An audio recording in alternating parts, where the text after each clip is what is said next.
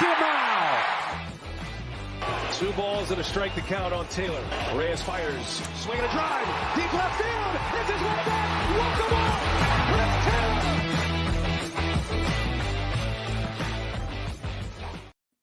What's going on, everyone? Welcome into Dodger Heads, presented by DodgerBlue.com. I'm Scott Geirman, senior writer, Dodger Blue. I'm here with my buddy Blake. They take the West again. Blake Williams, how we feeling, man?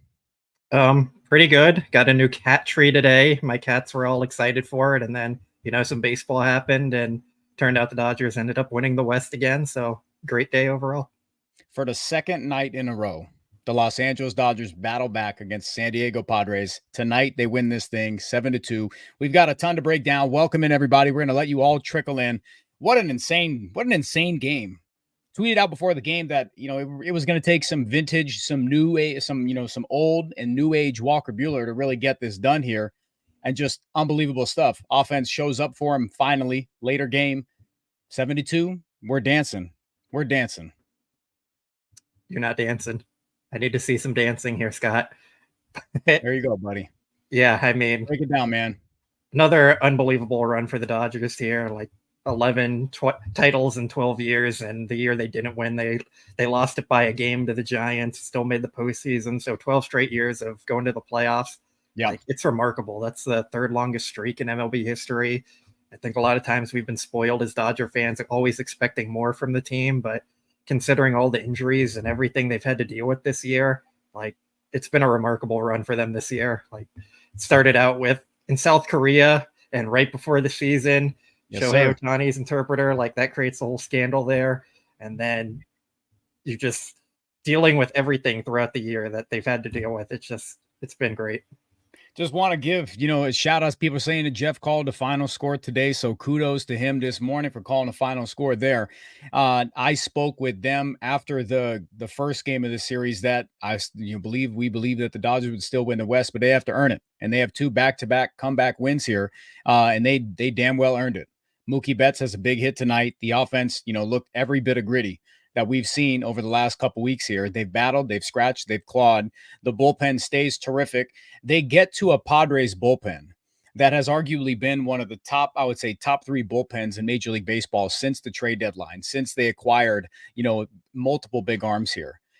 They get it done in an insane way. Mookie Betts answers back. Walker Buehler. Blake, take this anywhere you want to go, because there's a lot to, digest about today. We're going to celebrate. It's all about that. We're going to think about Freddie Freeman, see the update there. But what the biggest thing stands out to you? I think the biggest thing is them battling back in 2 straight games. The entire time there was a lot of fans saying this team's choking. They're not going to do anything. And in the meantime, it's 1-0, 2-0 Padres, and everyone's saying the sky's falling. This team can't do anything. And then they come back and win both games. Ton of credit to the Dodgers there. It's a reminder that baseball, the 9-inning game is a long game. There's a lot of baseball to be played in that time. The Dodgers have been pretty good at coming back this year. They haven't given up.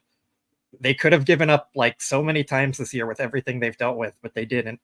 And then the other thing that stood out to me, I just thought it was kind of funny that it was Tanner Scott who gave up the game after the Padres went out and traded pretty much their entire farm system to get him as a rental.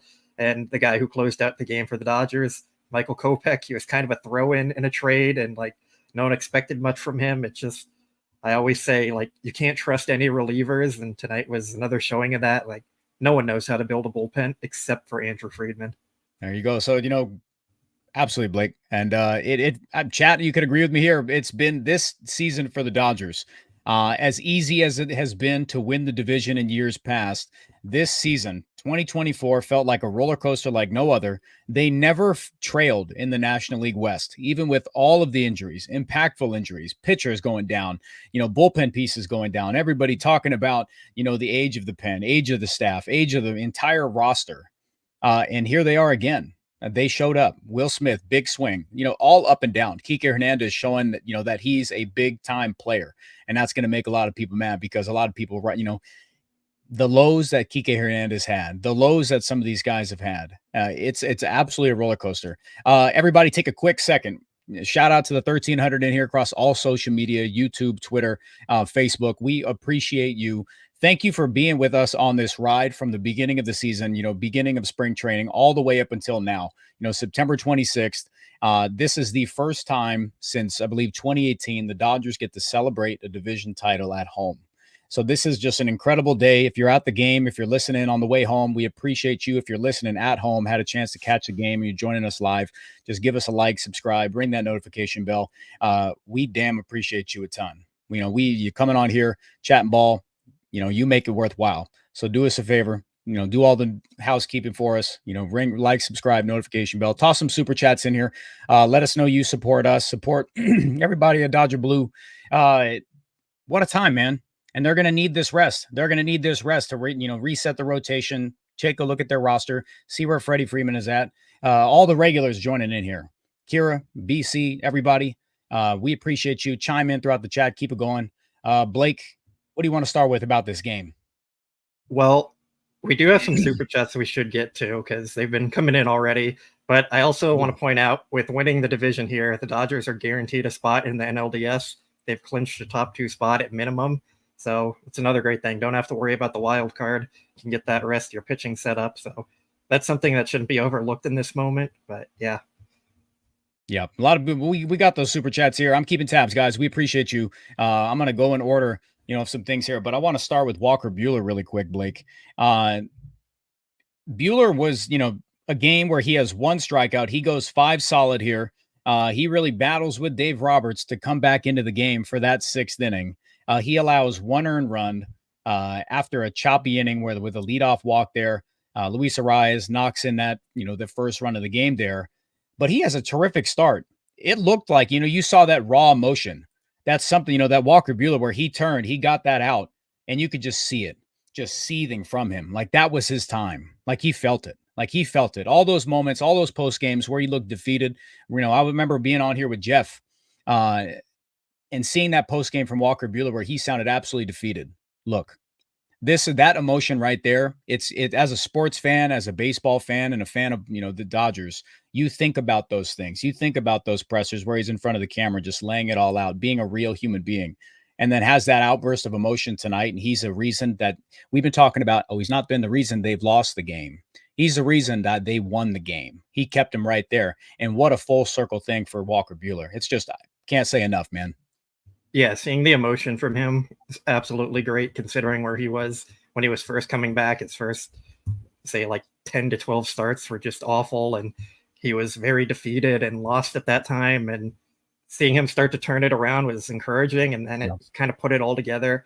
I think you still wanted to see more strikeouts from him, but the Padres are such a good lineup. Like, you can kind of brush that off a little bit, and he stepped up when they needed him to. Like, that's been the hope, that he's one of the big game performers, and even without his elite stuff that he used to have, he can still be effective at this point. So that was great to see. It was great to see him actually help the team win and show all the emotion, and just the entire team had all the energy and emotion with them tonight, that's something we both wanted to see a lot from this team. And like, even Will Smith showing it, that surprised me a ton. And like, it's a lot easier to be optimistic for them when they're playing like that instead of looking flat. For sure. Mookie Betts, after he, has that big knock there off Tanner Scott, he's been popping everything up. I was surprised they called for something up because earlier in the game, that first inning there, he barrels a fastball high, gets a single, and then right there, they go back to that well again. And he makes him pay. You saw that outburst, that raw emotion. This is it. So Mookie Betts showed up, offense showed up, backed Walker Buehler, and it was just a thing of beauty. Stuff that you'll remember as a fan. Remembering the storylines, all the lows, these highs these players have had to go through, keeping tabs on it. Just beautiful stuff here. But we're going to start chipping away at these super chats again, guys. We appreciate you. Ton to break down tonight. Blake are going to go on here for quite a bit of time. It's just a real big celebration. This is for fans. This is for all you guys. We're going to kickstart here. Ivan says, if I told you in May Buehler starts game 3, what'd you say? What do you say, Blake?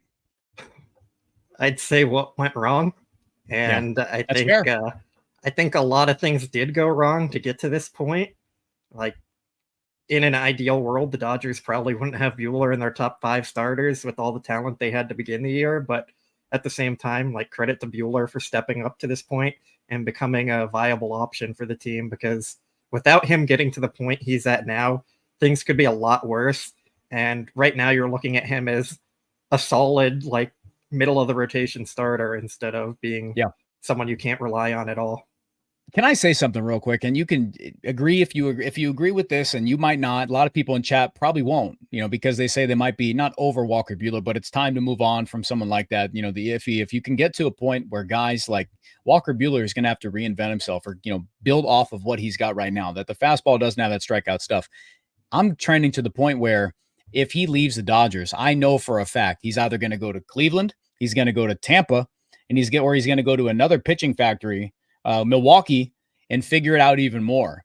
And I think that he's coming back. I'm just going to say, I think he's going to stay with the Dodgers. They're going to figure out a way to get it done. I think the last time I was on with Jeff, I believe I said Buehler. I think he's going to come back, which that was a new update for me after I've been saying throughout the entire season there's no way he comes back. But I think with the way things have trended for him recently, how the Dodgers value him, how he wants to be a Dodger, I think they find a way to get it done on like a 1-year deal. The Dodgers love those 1-year deals for pitchers. They try and do them every single year. This year is Paxton. They've done it with Syndergaard, Tyler Anderson in the past. Like, they're going to try and find a way to get a pitcher on a 1-year deal, and Buehler probably makes the most sense out of all of them. So I'd be pretty shocked at this point if he's not back. Yeah, for sure. Displayed great command tonight. A lot of passion. He goes 31% cutters. Loved it. Really working off of that. Made it very difficult for hitters. And real credit to the Dodgers pitching coordinators, pitching staff, and Mark Pryor for game planning the hell out of, bats like Luis Arias, Manny Machado. They limited damage to the fullest. So what a masterclass of a series from the pitching staff here.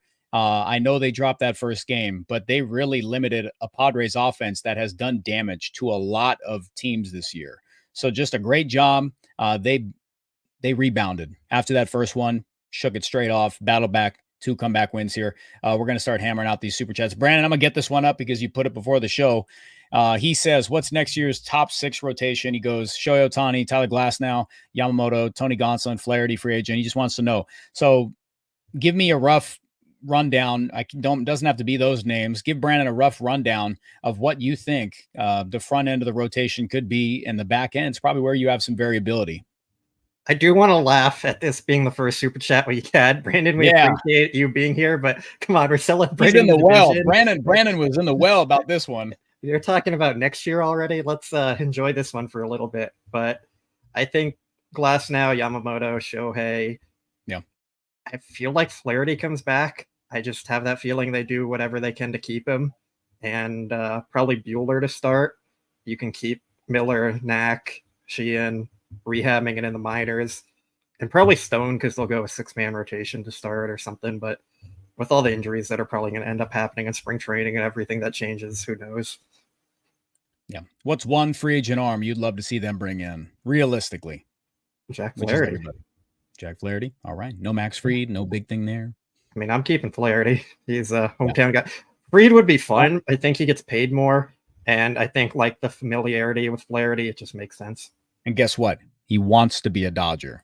I'm all about that. You want to be in blue? Let's do it. Ravens. Moreland, thanks for the super chat, man. He says Dalton rushing time, probably in reference to Freddie Freeman going down there. Blake, let's just update everybody on what we know about Freddie Freeman so far. I know I see a ton of people in chat bringing up that he's in a walking boot and on crutches. What do we got? It's kind of all we know at this point. Dave Roberts is celebrating. He hasn't addressed the media. They haven't been allowed in the locker room to interview yet, so we don't really know anything besides he's in a walking boot and on crutches. And if you didn't see in the game for whatever reason, he rolled his ankle. I think it was the 7th inning and came out of the game after. So no real update there, but yeah, I would hope they give Dalton rushing a chance if Freddie's going to be out for a bit. No way. People just said, Andrew Freeman said, we'll test Freddie on there, and then but we're not too worried about it. We expect him on the lineup or in the lineup on Saturday. If so, that's the best news possible. I'll go downstairs and make myself a dirty martini and call it a night. If that's all righty, we had dodged a bullet there. If that's the case, we'll keep tabs on it, but we know how it goes with the Dodgers. Brandon again. What's up, buddy? We appreciate this one. Who has more potential? Man, you're in the well tonight, Brandon. Bobby Miller, Gavin Stone, or Landon Knack? I think you're going to say Bobby Miller just because on stuff, right? If you're talking about pure potential, it's Bobby Miller. If you're talking about biggest risk and bust potential, it's also Bobby Miller. But I think Stone is like the safer bet there of the mix of upside and floor. And Landon Knack seems like the highest floor guy. But even that's hard to say at this point because of what Gavin Stone showed this year. Like, he seems like a pretty safe bet to be at least a mid-rotation starter throughout his career. So I don't know. If Miller can figure it out, he has like ace elite level potential. He's just got to get his mechanics figured out. He's got to get his mind right and go from there. All right, we're going to keep it rolling. Chris here says Michael Kopech over Tanner Scott, and he goes Walker Buehler, got them steam. Yeah, he was throwing steam. He was doing really well. And Shohei Ohtani, yes, this is one of those records, those things, those benchmarks for Shohei Ohtani that I had no clue was even, in reach here. Chat, if you did not know, 2,500 in here, thank you. Shohei Ohtani reached 400 total bases on the year. That's the first time a player has done that since 2001. So just put another feather in the cap of Shohei Ohtani on this absolute historic season for him. Just unbelievable. Did you even know that? I found out when Sportsnet LA posted it. Put that up? Yeah. Actually, I think Eric Steven might have posted it first, and then Sportsnet LA did, and that's where I saw it. But yeah, I mean, incredible. He's been doing amazing things all year. Absolutely. And he's saying, Chris says, rest up, Freddie. Absolutely. Will says 2 claps on Ric Flair. Woo! Yep, absolutely. Dodgers win the division here. Again, I'll restate it. They never trailed. It's not surprising, but it just comes at a time where the division was as close as it's been, that we got to see them play very meaningful baseball games. Every game means the same in the grand scheme, but emotion-filled games where you're engaged. You had the conversations of them having to rise up to it, be engaged. Dave Roberts saying these are playoff atmosphere type of games. And, credit to the fans. They were engaged tonight, big time. It was loud. And I'm very happy and very pleased with how the fan base, the stadium was for this series against the Padres. They matched. They knew the assignment. They knew the assignment. You catch that too? Yeah, they definitely stepped up. They were focused, locked in. They showed the energy and emotion that we've wanted to see from them. They didn't treat it like it was just another game, like they've kind of done in some of the past years that we've been critical of. So it was great to see. They showed everything you wanted to see from them in these last 2 games. And it's even more encouraging because after that first game where it ended on a triple play and they lost, they could have been really defeated. They could have let that beat them and just ruin the entire series for them. But they didn't. They bounced back the next 2 games, even after going down early. And they did what we've all wanted them to do, is show grit, show emotion, show fire, and step up in the big games. And just battle right back. It's just these were highly contested games here. The pitching staff held the Padres to 4 hits yesterday, and tonight they come right back here. Walker Buehler just has terrific stuff, and 8 hits, but Walker Buehler limited damage. Evan Phillips came in, and that's all that happened. It was just terrific stuff. This Dodgers bullpen has been fabulous. Blake Trinan, Michael Kopech, welcome back, Anthony Banda. That was kind of an under the radar addition to the bullpen again. We've got a couple different updates here on some injuries we'll get to a little bit later on, but Hawaiian Kira, she says flowers for everyone. I believe everyone at Dodger Blue and 2 of the best hosts. Kira, we appreciate you a ton. As always, thank you for being in here. Thank you for supporting us every single day, being active in chat. You're one of the favorites for sure. We always love interacting with you. Thank you. Thank you for being on this ride with us for several years. You've been here for a long time. Blake, give some love to Kira, man. Yeah, she's here every single time we're on pretty much. I don't think she misses a stream ever. Posting every day like Freddie Freeman for us. So we appreciate the support from every one of you and everyone who comes in here all the time to support us. It does mean a lot to us. That's why we're here and able to do this every time. So we appreciate it. And it's a special day, Blake, a Thursday night where we've usually had these off day streams. We get the crowning moment on a Thursday night stream. So this is big for us. You guys might not know how big it is for us, but having to deal with these off day streams and putting those together. Yeah, Kira's a goat, Javier, for sure. Like, it's a big day for us. Yeah, I was thinking about that right when I was like setting up the stream, and before we came on, I was like, wow, all of the runs of off day streams we had to do, and now we're here like doing the division title one. That's pretty cool. And the amount of times I avoided you taking this chat down to the food questions here, I've done it's been a master class on that. 300 says Padres are a really good team. Great to see them take care of business themselves. It's reminiscent of what happened with the Arizona Diamondbacks.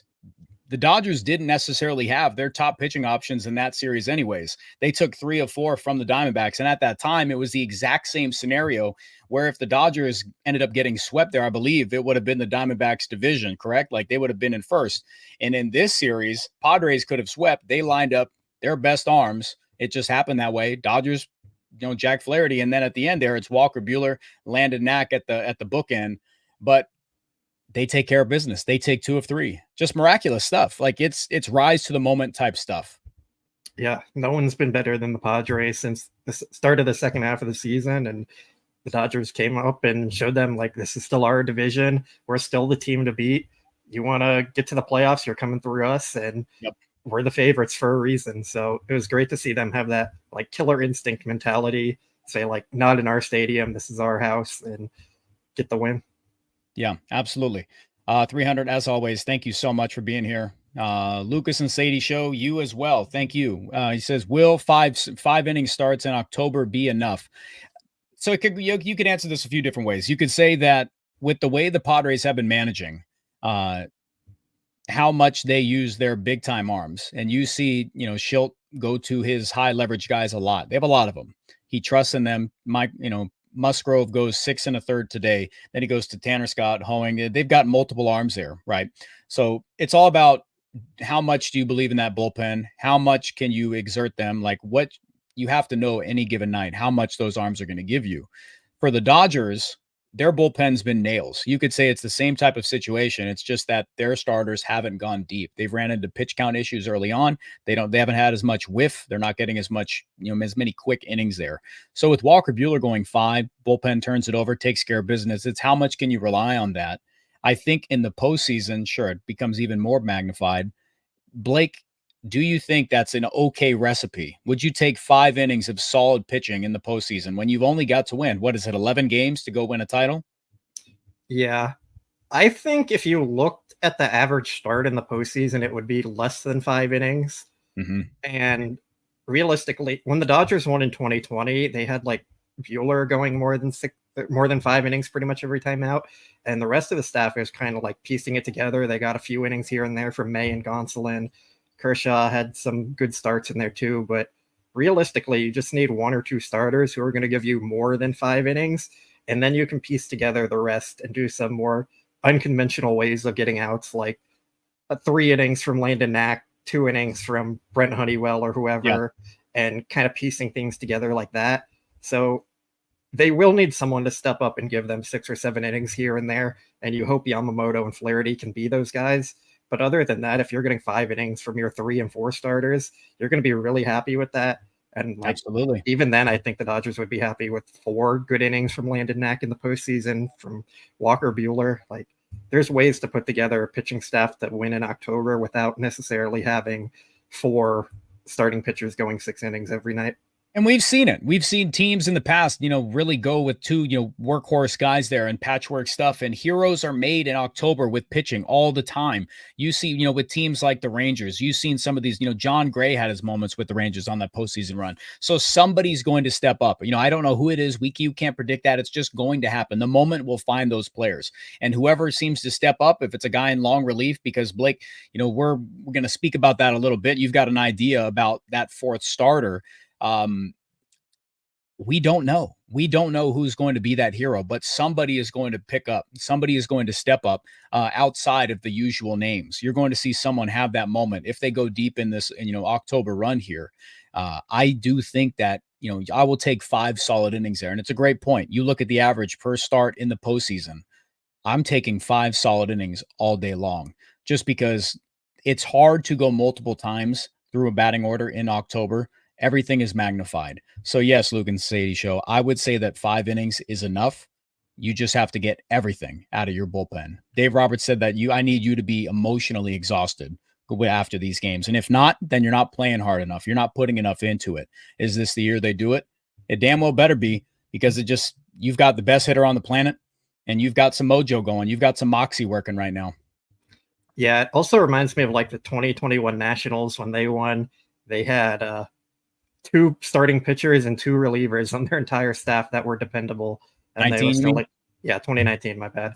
Okay. It was Strasburg and Corbin and Daniel Hudson and Sean Doolittle completely just carrying that team because their lineup was hitting. They had Soto, Rendon, and like that's just reminiscent of Ohtani, hopefully Mookie and Freddie continue to play well into the postseason. And then you have your Yamamoto and Flaherty. We know the bullpen's a strength for the team, so they can absolutely do it. Yeah, beautiful. Shelly tosses up here. She says, so happy for Walker Buehler, and I love their emotion and fight. I love this team. This is a very maddening team. And real quick, thank you for the 3,000 in here across all social media. Hit the like, subscribe button. Blake, it's hard to break this team down. It starts with Ohtani right there, historic season. But at a certain point, it felt like a real low for the Dodgers during, right prior leading up to the trade deadline, which is crazy because they never trailed in the division. At what point? What's a sticking point for you in your mind that this team really took off, man? Right when they got Edman and Muncy back in the lineup. Is that when you were like, they've got the pieces, it's just a matter of time? Because you and I kind of aligned on that. Yeah, we kept preaching like they just need to be patient, get the guys back healthy, and then they're going to go on a run here, take off, and show what they're able to do. And I think if someone can like double check the date they come back and find the record since Muncy and Edman, because they came back on the same day, and that's when it seemed like things just really took off for the Dodgers. Like, yeah, I mean, the pitching has been injured quite a bit since then, and they've had a lot of struggles keeping their guys healthy. They've lost Glass now in that time, and Kershaw, and among others I'm probably forgetting. But with the lineup that they have, with the bullpen that they have, they can match up and beat any team in baseball. So for me, that was really the moment when things were like coming together for the team. Yeah, absolutely. 100%. Chat, we appreciate you. We got a lot of super chats to get to. If one of them tells us to get back on track, we'll absolutely do it. But bear with us 1 sec. Roy, thank you, man. As always, you're one of the day ones. You're one of the ones in here across all streams, anytime, back to back. We have 2 a days here. You never miss practice. You're always early. Lunch pail kind of guy. First in, last out. Congratulations to all Dodger fans. Drink up. We stuck together. Dodger Blue, thank you for putting up with us every day. We'll come on here. We'll yap. We'll entertain the narratives. I'll even partake in them. What a year. What an unbelievable year. So what else, Blake? What about Roy? Give some love. Yeah, another person in here every single time showing us love. Can't do it without all you. Like, yeah, every time pretty much. I can't remember like not seeing Roy in here and everyone who comes in just constantly. It means a ton to us, so we appreciate it a ton. Yeah. I want to break down how crazy Ohtani went in this series here, but we've just got to hammer on. I'm going to say Tim right here. Let's go Dodgers. Let's go Dodger heads. I love you guys. 11 more wins to go. Now with this break, leading towards the National League Division Series, because Blake, they clinched the 2 spot, or at least, the 1 or the 2 spot here. They clinched and secured a first round bye. Walk us through that a little bit. Yeah. So they're guaranteed to finish with the top 2 record in the NL. They still have a chance to finish as the top record in Major League Baseball, which would guarantee them home field throughout the entire playoffs. So they're going to keep going for that. But yeah, we don't know who they're going to match up against yet because the Mets and Braves series is undecided there. It won't be played until Monday. And even after that set, you still have to see who actually wins the wild card games and the actual seeding the Dodgers finish with, whether it's 1 or 2. But they're in a good spot right now, and 11 more wins to go. Yeah. All righty. Godfrey says, let's go Dodgers. Godfrey, what's up, man? Absolutely. This is a big day. It came into it. It looked every little bit and felt every bit like a postseason game. Walker Buehler looked the part. The teams, it was battling. Musgrove was no easy ticket. He spins the ball, like some of the best pitchers in the league, and you could see it. He was making life really tough. You weren't able to hit those hangers just because keeps you on your toes there. You've really got to get that bat started up early. How many whiffs did he have tonight? 11. He does well. And finally, he started to, those little cracks in the armor came through. They had to get him out of there and did some damage. Who impressed you most today offensively, Blake? Other than Shohei Ohtani, or like what? You can say Shohei. Go right there. I mean, Shohei's always coming up with the hits. Did you feel like every big moment seemed to find him? It was like all roads led right to Shohei Ohtani. Throughout the entire series, it felt like that.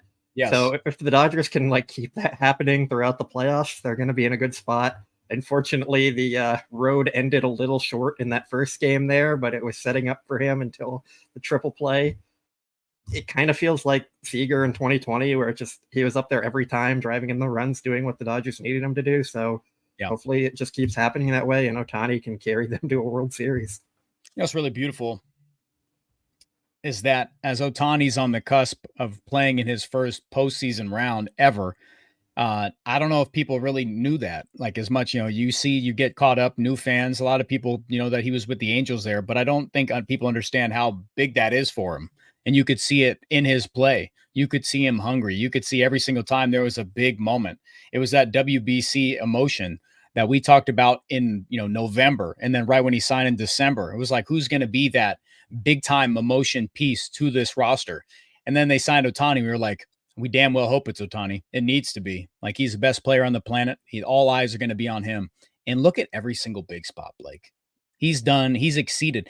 Could you even imagine that Shohei Ohtani exceeded your expectations?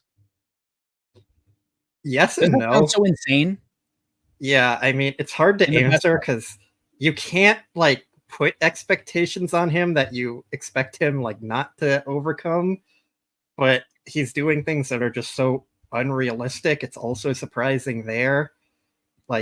He's surprising me and not surprising me at the same time, which I guess is something no one else can do, which makes it another thing. Ohtani is the only person on the planet who can do something like that. So yeah, he's just incredible. Yep. Again, GI puts up there, we talked about it earlier, Ohtani, first player in over 20 years with 400 total bases, another notch in an MVP season. First year in the National League, in a year that he's just a DH. And he has one of the greatest seasons we'll ever see. He's a surefire MVP. It's going to be a runaway. It shouldn't be close. Just a beautiful thing to see. He goes, 6 for 11 in this series against the Padres. It would have had another at bat there if not for the triple play in the first game. And he could have had another incredible moment then. We'd be having a completely different thing where the Dodgers sweep the Padres. But they battle back, they take care of business, and they take 2 of 3. And Shohei Ohtani was a part of nearly every single big moment. Leadoff hitter, MVP. There's just not enough to say about him. Everything you can describe, yes. Yeah, you call it the best season we've ever seen and will ever see, but that's until he wins the Cy Young next year while putting up a 60-60 season. Because he's going to try and top this season. That's just who he is. He's always looking to top what he could. So yeah, he's going to do amazing things for 10 years with the Dodgers.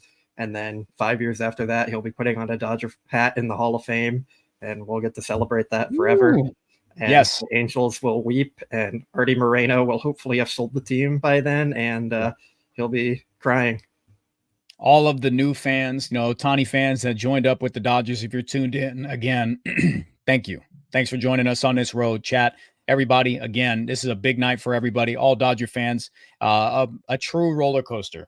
This stressed you out as a fan. These had included all of the emotions of a tight division race there, where I think a lot of fans yearn for it. A lot of fans, I'm not going to say get bored with running away, but you want some pressure. You want to see some games that you need to tune into, not where it hits September and they're already 10 games up. It doesn't matter the rest of the way. They just need to make sure they rise up. Well, they're playing real emotion-filled baseball games here just before the playoffs begin. And we don't have to worry about what we were stressed about is having to play video game baseball in Colorado there.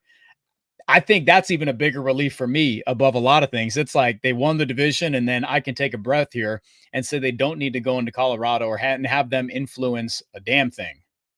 Yeah, that's huge for them, not having to worry about anything that happens in Colorado. Just go bubble wrap all your players and get through the games. They don't matter at this point. It matters, I guess, for seeding, but even then, does the 1 seed really matter all that much than the 2 seed? Probably not. A lot of fans I know prefer the path of going through the 2 seed where you're facing the Braves or Mets, probably, or the Brewers instead of the Padres or Diamondbacks, essentially. So, yeah, I mean, just get through that series healthy. Baseball.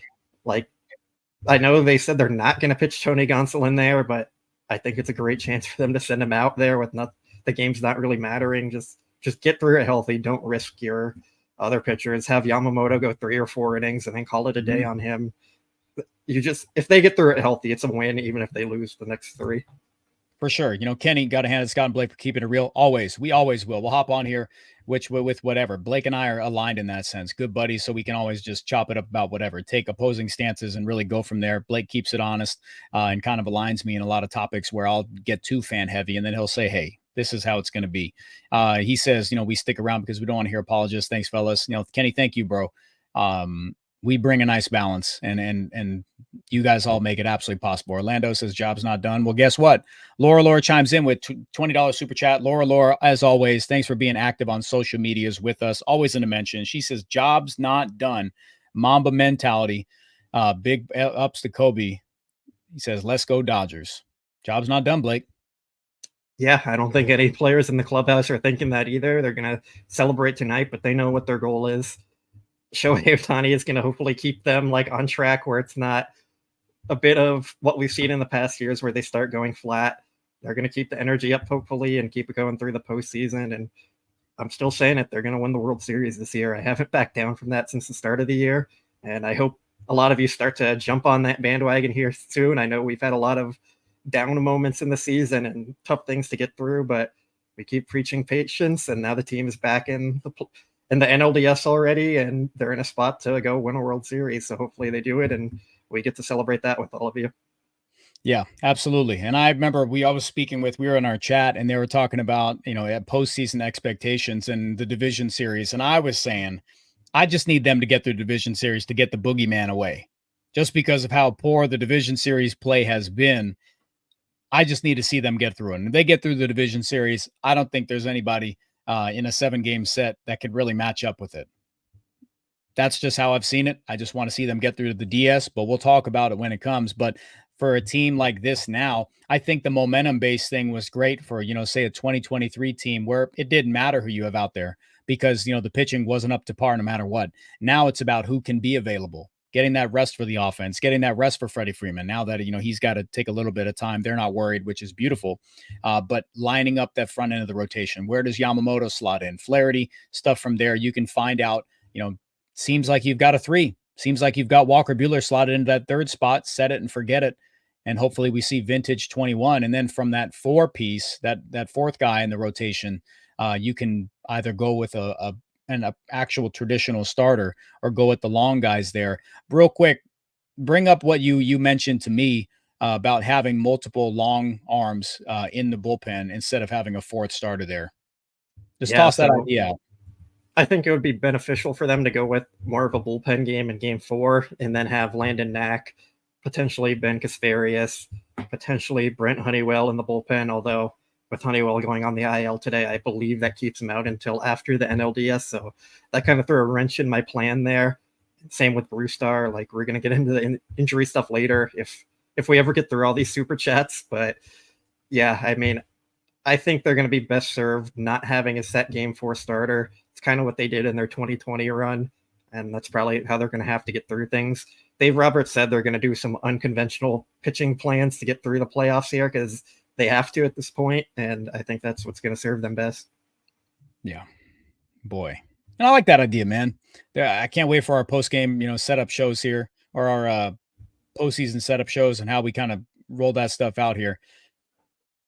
Walgreens 27 Richmond, what's up, man? Thanks for joining this. He says, all I want to hear is Dodgers win the pennant. Dodgers win the World Series. Like a lot of people, we see it. It's World Series or bust for this team. It's why the expectations trickle down from, the front office level down to the players, down to the fans, and the product they put on the field, how much money people have to pay to watch them on TV, to see them in person. All of it matters. All of the expectations are there. And the Dodgers win, the division for the 11th time in 12 years, correct, Blake?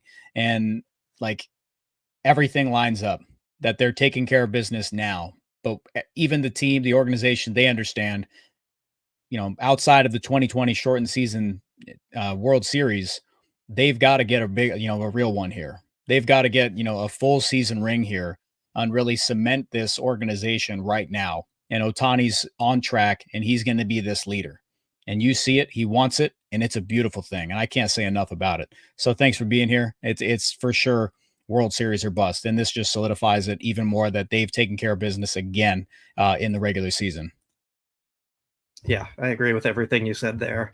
I think there's going to be a lot of maybe irrational and emotional takes if they don't win the World Series this year. I would push back and say they're going to win at least one guaranteed in the next 3 years, which I know is a lot to guarantee there. And you can't really do that for any other team. But with Ohtani and the rest of how this team is set up, they're going to get lucky one year and it's going to happen. Their pitching is going to stay healthy one of those years and things are just going to fall together in place. But I do think this is the year they actually do it still. Yeah. Yeah. All right. Pizza in a Box says, Padres karma for taking team picture on our field after not winning any title yet. Thoughts on that, Billy? Any thoughts Like, on there? Just vibes. After they clinched a playoff spot, like that kind of picture? Yes. I don't really care. I mean, good for the Padres. They clinched a playoff spot. They did it at Dodger Stadium. Celebrate it. Go have fun. Not really any of something I'm going to hold against them or be mad about. Like, I think there's a lot of other karma's points that people could bring up against the Padres for sure. Pizza, thanks for the super chat, man.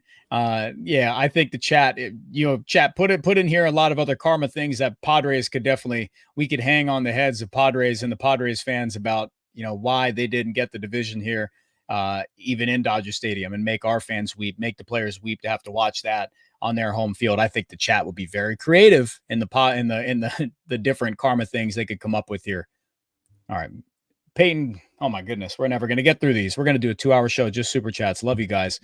Peyton says, Ohtani said the postseason atmosphere and Dodger fans have fueled him in this series. Yes, it has. Knowing this, I think it's important we keep home field advantage in the postseason. Go on with that, Blake. Take it away. I think there's something to that. I also think like Ohtani had his best game ever playing in Miami, and I think he's going to step up regardless of where he's playing. Home field advantage, the difference in MLB, it's one game, so I don't think it's a huge thing either way. Mm-hmm. I think, was it last year or the year before where like every road team won in the playoffs? Like, yeah, I don't know. I don't think there's a whole lot to it. I think if they play the way they're capable of, no one's going to beat them. And if they don't show up and play the way they can, then they're going to lose to pretty much anyone they face. That's all there is to it there. So home field would be nice, but I don't think it's like a make or break thing for them. I really loved the tone that Ohtani said. It's kind of a perfect marriage here that he's he's the best player on the planet. He's your leadoff hitter. He's doing historic stuff. And when he comes up big in a moment, when the moment finds him, he's got the emotion that backs it up, and that the crowd feeds off of that, and the players are feeding off of that. And we got to see some unlikely sources of that. Mookie Betts has that. He showed the emotion on that walk-off win the other night.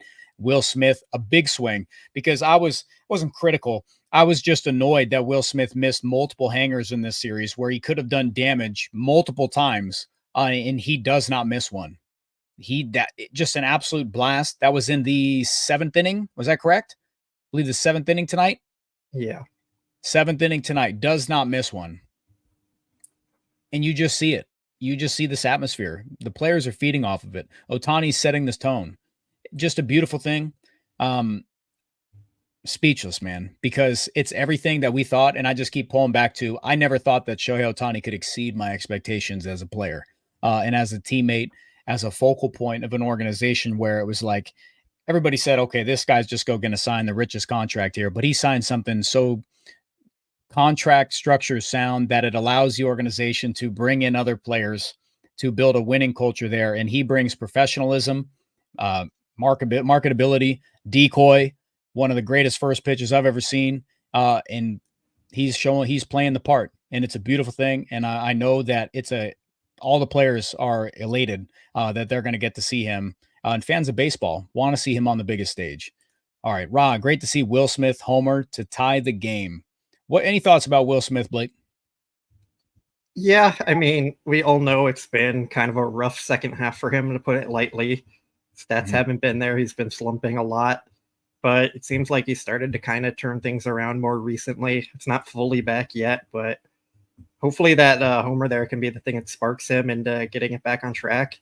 He does have some history of being a guy who steps up in the big moments there. So we're all going to forget about his, July through August or September, whatever it is. Like, if he comes through in the postseason. So that's all that really matters at this point.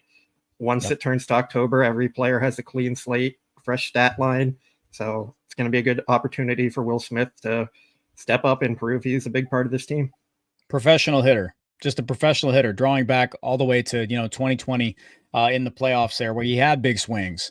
And it's, if you're a Dodger fan and you've watched a ton of Dodger baseball, even know who Will Smith is, and you were excited when he signed that long-term contract, you understand how professional of a hitter he is and how much of a joy it's going to be to watch Will Smith, age in a Dodgers uniform, whatever spot they see him long-term. Another guy tonight, Gavin Lux, who's been struggling immensely.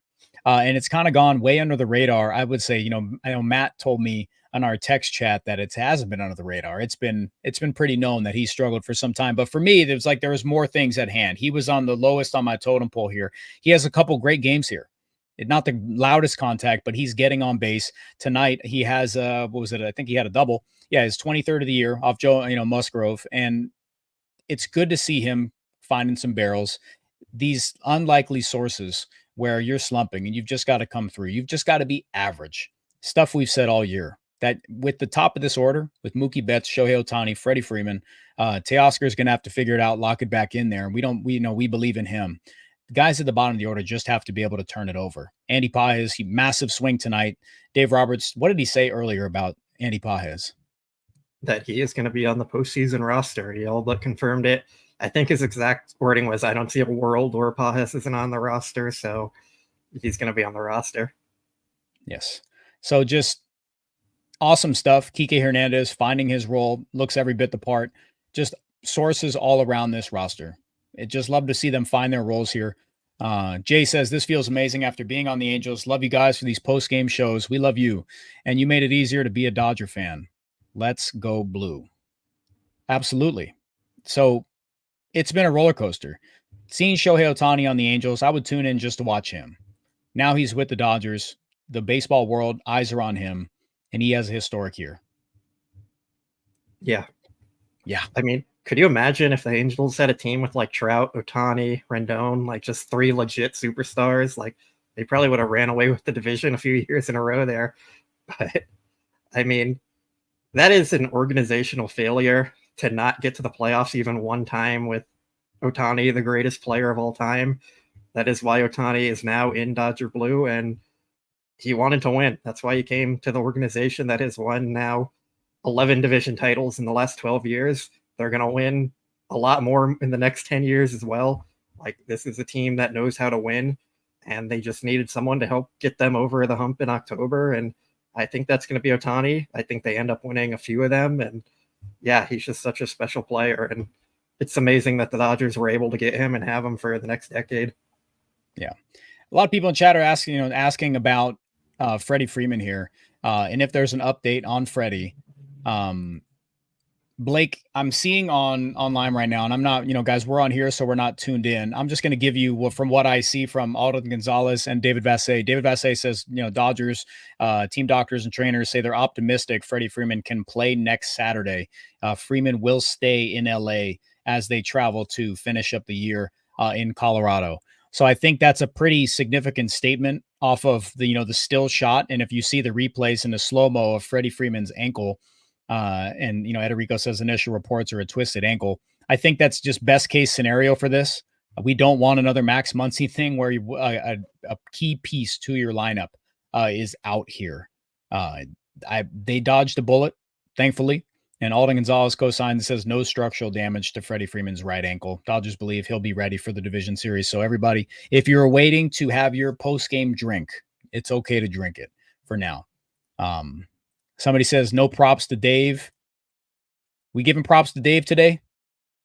Yeah, I mean, like I said at the start of the show, this is a team that dealt with so much this year where they could have just given up at any single moment, but they didn't. We a lot of times criticize Dave Roberts for maybe being a little too relaxed and not lighting a fire under the team. But in those moments where things are tough and it's easy to give up, you want the relaxed manager who's going to inspire confidence to get through it and know you're going to end up back where you need to be. just yesterday he was talking about like why Gavin Lux was still in the lineup, and he said, I'm trying to inspire confidence in him. We're our best team when he's out there hitting right-handers. I believe in him that he's going to figure it out, and I'm going to keep giving him the opportunity to step up. And then that night, Gavin Lux went on and had 2 hits. He had more hits today. Like, he is a manager who players love to play for. He inspires the confidence in them. Even Shohei Ohtani gave a ton of praise to Dave Roberts during the All-Star break. Like, players gravitate toward Dave Roberts as a person, and they love playing for him. And if you didn't have him there, like, they wouldn't have the same amount of success that they've had in the regular season over the past, 2016, I think he was his first year. So since then, like, he is good at doing his job. He's not always going to be the perfect game manager. I would say no manager is, but players want to play for him, and they do their best when they're out there playing for him. I would say, like, look at the Padres in, 2021, I think it was, when they had that incredibly talented team and missed the postseason because their manager couldn't keep their clubhouse intact. They had all the talent, but the clubhouse was a mess. And Dave Roberts is someone who's not going to let that happen with his team, and they win a lot because of it. You love talking about Dave Roberts. You love having that line where you could just, I know it's honest too. It's so honest, but nobody wants to hear it. I get it. I get you. Like, for me, like, performance comes down to the players at the end of the day. You can't criticize Dave Roberts when Mookie Betts goes 0 for 8 in the first 2 games. You can't criticize Dave Roberts when he puts in Michael Kopech and he gives up 2 runs or something. Like, it's up to the players to perform at the end of the day. And there's not a single manager in baseball who's going to be perfect making decisions on the field. And I think a lot of fans also overlook that you can't play to win every single game like it's Game 7 of the World Series. Sometimes you're going to have to put up the white flag and say, like, we probably are not going to win this game. Let's focus on tomorrow and keep our pitching healthy. So Dave Roberts does a good job of that, and I think he deserves credit for that.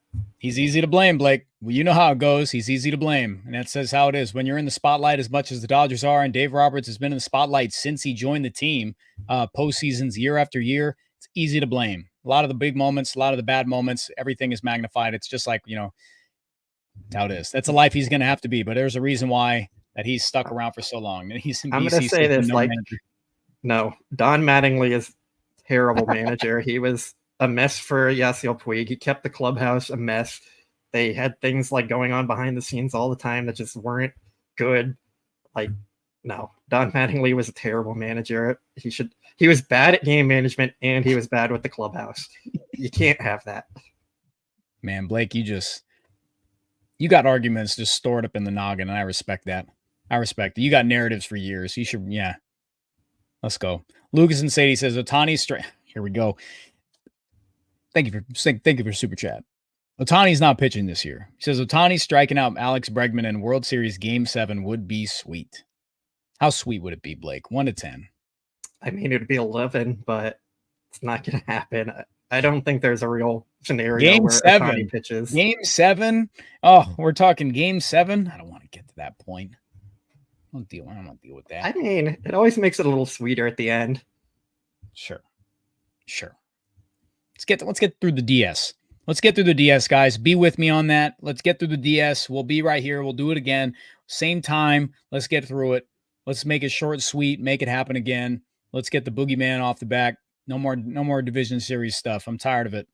Absolutely tired of it. This is a joy. Huh? 11 straight wins in the postseason. That'd be crazy. Don't get me fired up here. It's late. 10:40. We got like 4,000 joined. They're going to see me start screaming if you get me fired up on 11 straight. All right. Jedi Engineer says they got a full season in 17, but we're not talking about trash today. Love the win. Yeah, we're not talking about 2017. We're not talking about any of that. We're talking about how Blake and I both agree that we like this team way more than we did the 2023 team, way more confident. Even with them winning the division by 16 games last year, I think this is a way more talented team than last year. I still feel tenfold more confident this year going into the postseason than I did last year. Yeah, I agree with that. I mean, it's surprising that they didn't. I guess it's not surprising they didn't run away considering all their injuries and everything, but the team is far more talented. And to be fair, there's no team in baseball this year that's going to reach 100 wins. First time in quite a while that's happened. So that's something to look into, is like why no team has reached 100 wins this year. But the talent level between this year and last year is completely different. Yeah, for sure. Guys, as always, we appreciate the super chats here. If they keep coming in, we'll keep pausing what we're doing. It's been an awesome night for those. So all the support, thank you so much. We're gonna kick it into we'll get back to it. We'll get back on track here, but we've got a little segment here, some updates for everybody who hasn't been keeping tabs on, Clayton, Kershaw, Brusdar, Graterol, Miguel Rojas, the whole, lineup here. Guys that, some roster moves made today. Blake, kind of take it away from here. Give us some updates on Clayton Kershaw, Brusdar, Miguel Rojas, and kind of all the things that, all this news dump that we were hit with. Yeah, so we'll start with the quick one. Brent Honeywell has, let me pull up the exact info because the Dodgers announced it right before the game started. Like 10 minutes, But right? he has cracked right middle fingernail. That's the wording they went with. To activate Anthony Bonda feels, you can make your own assumptions about why they put him on the IL with the cracked right middle fingernail. As we saw, Freddie Freeman had the injury during the game, rolled his ankle. So far, it seems optimistic that it's not too bad and he'll be back in time for game 1 of the NLDS. He's not going to travel to Denver with the team, so he'll be out for that Colorado series. Miguel Rojas injured himself yesterday with a left adductor injury. I believe they said it's torn, but he's able to play through it, and he's just going to have to manage the pain. He's confident he can do it because there's no time in the playoffs where they have to play more than 3 games in a row. So we'll see there. Brusdar one, very unfortunate right shoulder inflammation there. It's what he's apparently been dealing with for quite a while now, per Roberts, and probably going to end his season if I had to guess. He's out out of nowhere. Yeah. He's out at least until the end of the NLDS, and then they could potentially activate him. But even then, like building up after not throwing so long, I think the report was he's week to week on that. So not encouraging there. And then same thing with Kershaw. He's in a holding pattern. His toe isn't getting better, and it's led to soreness throughout his body because he's trying to compensate for that and find ways to pitch without using his toe as much to push off the mound while he's pitching. So I know they mentioned that he was more so falling off of the mound, and that's not enough. Like that's not going to work for the arsenal that Clayton Kershaw has currently. So that's just very impactful. And the early thing, I remember seeing that he threw an 80+ pitch bullpen, and then now it's about his body being the problem. You're spot on when you were saying we might not see Kershaw for a bit, even before this news broke. Yeah, I'd be pretty surprised if he pitches in the postseason this year. I don't see a real world where that's going to end up being possible, considering the calendar and how long it's going to take to build back up and all that. Yeah. So if he does, it would be very surprising, but I just don't really see it. Yeah. And as says, he just needs to see Kershaw run it back next year. I thoroughly believe that to hit the 4,000 mark. You think you're on that too? If they win this year, I think he retires still. I don't think he cares at all about the stats. I don't think he's a guy who's going to focus on 4,000 strikeouts or anything other than just winning and then going to be with his family. I think he wants to go out his way, though, buddy. I think he does. I think he wants to go out his way. But if you win the World Series and then you just have the opportunity to hang it up, that's a pretty good way of going out. Doesn't work for me. That doesn't. I know people in chat are going to agree with this. It doesn't work for my mental. My full circle. I need to see if he has a moment in May, in June, in the middle of June, he hits 4,000 whenever, and he gets pulled and the stadium goes crazy and he walks off, tips cap, final time. That'll work for me. Yeah, I think it's 3,000, but 3,000. Sorry, that'll work for me. That will complete my Kershaw storybook. It'd be a cool moment and everything, but at what point do you say enough is enough? If he comes back and then has another injury or something and keeps dealing with things, then you lose the opportunity to go out as a World Series champion. Yeah. I think there's going to be value to that if they win. If they don't win, then I think he comes back. That's what the player option in his contract is for. But for sure, I just feel like he wants to win another one and then retire and be with his family. Yeah, he's taking a real, he wants to come back. You see him putting the consistent work in there, but he hasn't been as pressing in terms of, you just can't. The stakes are too high now, man. The stakes are too high. Last year, we got to see the diminished stuff. He was hurt, injured with this, this injury, and then ultimately had a procedure. And you could see it. It wasn't that he was forced out there, but you could just tell he wasn't himself. And that one was difficult to watch because we saw it prior, and they just had to go with it. They had nobody else. They could have ran Ryan Pepio out there, but you could have said the same thing. You're running Ryan Pepio out for Lance Lynn too. So they just didn't have the pieces then. We got a couple. Doug tosses up here. Will Smith smacked that. And he says, I can't. No, I'm sorry, man. The spelling on this one. I know you're talking about Will Smith and Chris Rock's face. Yeah, he banged that thing. That was an absolute bomb. But if you want to retype that again, I'll put your message up for sure. I can't read all that. All right. Will said, this is a good one. Karma for Carlos Quentin breaking Zach Greinke's collarbone. That's a good one. Absolutely. That's going way back. That was like 10 years ago now, wasn't it? Are you over it? Yeah, I've been over it for 9 years now. Nah. Real fan wouldn't get over that. Hey man, you're over 2017, but still worried about Greinke's collarbone from 2014, 15, whatever it was. My narrative. Yeah. 2013, my narrative. Okay. Worry about yourself. Goffrey says, did we see the future Dodgers manager speak in the celebration, Miguel Rojas? And now let's continue the celebration. Who would be your short list? If you're not that Dave Roberts is going fired, who's your short list of managerial candidates for the Dodgers? That's such a good question. I'm going to say AJ Ellis just to make you mad specifically. Can't stand him. Can't stand AJ Ellis, man. The clubhouse mole. Miguel Rojas isn't going to retire, so I don't see him being a real option. Skip Schumacher would be cool. I don't really know much about him as a manager, but for pitching to Ohtani, give him some respect there. Gabe Kapler, bring him back. I don't know, man. When they hired Dave Roberts, everyone thought it was going to be Joe Madden getting hired by the team. Like it was a lock. And then they went with Roberts. Like, I don't think the guy they would end up hiring would be on our radar necessarily. I think it'd be someone off the radar that we don't expect. Skip Schumacher's got that fire. Everybody forgets he was in that brawl. Let's not do this. He respects the game. He'd be in there. He calls players out. Jay Hare. That would be in the post-game pressers would be insane. It would be absurd. The amount of show and then insert name would be crazy. Be like the show Smith. It'd be nuts. So Doug puts this up. Will Smith smacked the ball like it was Chris Rock's face. Yes, for sure. I got you. Yeah, that thing was punished. I still remember where I was when Will Smith smacked Chris Rock's face. Fun fact. Real quick, Danny Lehman is their bench coach, so I guess that would be the protege there, but I don't know if they're like developing him to be their future manager kind of thing. Like, I think it's Dave's job for a while. Yeah. Alex Henry says Jay Harris showed the fire. Yeah, he went crazy. Jerry Hairston's small ball rants are some of the best I've ever seen. Like they are all-time stuff, like hilarious stuff. Jay Harris, every post-game show, he'd be having Michael Jordan propaganda up. Like, that's what it would be.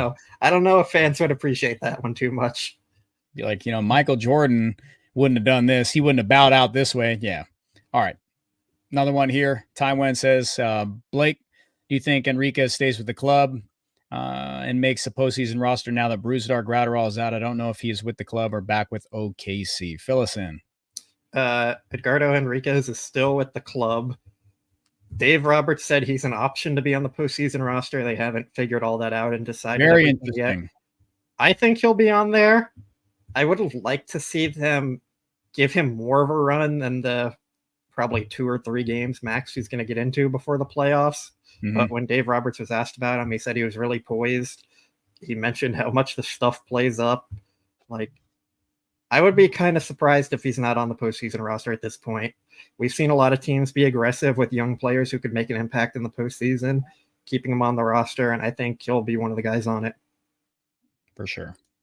All right. Man. Is that all the super chats? About an hour? I think so. About an hour. Appreciate all you guys. Yeah, we appreciate you guys. Like we had to funnel in our segments here. And I think we like subtly did them all. I mean, I don't think we threw up our banners. So yeah, Dodgers clinch 2024 NL West division title, and Walker Buehler steps up. So there we go. We barely got to go in with Walker Buehler and his stuff here. I just thought it was a beautiful. Let's go. Let's do it. So Walker Buehler. Well, let's go with questions. Make this a celebration day, and then I think tomorrow would be a good day for breakdown. No. Nope. Just real quick. Give me like 2 minutes. Chat. You can put questions there. Blake will do a great job of starring all those. If you have super chats, we'll put those at the front of the line. But we just have to talk Walker Buehler, man. We just have to talk Walker Buehler. There's no way around it. His mix today, you really could see, one strikeout. Putter was really working. His fastball command was beautiful. Really working that inner half to lefties. Really painting that down and in. Just a real thing of beauty. Never got outside of himself. He gave up some, singles, some hard hit singles. He did give up a lot of hard contact on the ground. But there was no, aside from the leadoff walk that led to a run on the fielder's choice from Luis Arraez. Where was the blemish? He was really good. He was really good today. How long has it been? How long has it been since you were like, he pitched a clean game? This looked like a solid outing. Just, probably 2021 or something around there. Is this Matt? Is this Matt doing this? Chat asked Scott and Blake, who have been day 121s. Yeah, big Roberto Clemente fans here. Day 121. Yeah. I mean, hey Matt, you want me to not? I'll revert right now. I got my narratives in the bag. Matt, get on here and hype up 21 for us. Yeah. He's sitting behind his computer screen. Hop on here and show your face. Coward. Yeah. Yeah. Just looks every part like a number 3 in a rotation. So now that you got to see tonight against, I think Dave Roberts, this is it. People's asked for Dave Roberts credit. I think it was a great job getting him out there. I sure would have liked to have seen him for another inning, but like Joe Davis mentioned on the broadcast, finish up your outing, have a good feeling about it, roll that momentum, because an inning can go sideways. And then your mind starts to go, is this the proper mix for me? Is this the proper approach? But against the Padres lineup that can give pitchers hell, I thought it was just a terrific job going to the bullpen there. Evan Phillips for sure, gives up a run, has a little bit of trouble, but I think the way Walker Buehler handled himself today, handled this start against a really tough lineup, only has 3 swing and misses to do what he did. Does that surprise you, or was that just the game plan? I thought, with how he attacked, I had no issues, because we know he lacks the swing and miss stuff big time. I know he had a recent game. I think he had 9 strikeouts there. But like Jeff mentioned in our chat, isn't it funny how when he avoids the strikeouts, he has a terrific ball game? Yeah, I'm not fully sure what to make of that. I think you have to give some credit to the Padres for not striking out. They're a really good lineup, and they tend to not strike out a ton. So credit there. I think I would have liked to see more swing and miss. I'm not sure how fully sustainable it is, especially in the playoffs, to go starts without getting much swing and miss. Kind of reminds me of like the concerns we've had with some of those softer tossing pitchers in the past. Padres don't strike out. It's a great point. Absolutely. We have this in mind. We have this in mind. So like him preventing runs is the most encouraging thing, I think, at this point. You don't need strikeouts to be a good pitcher. It just gives you a lot more room for error when you are able to come back and get a strikeout.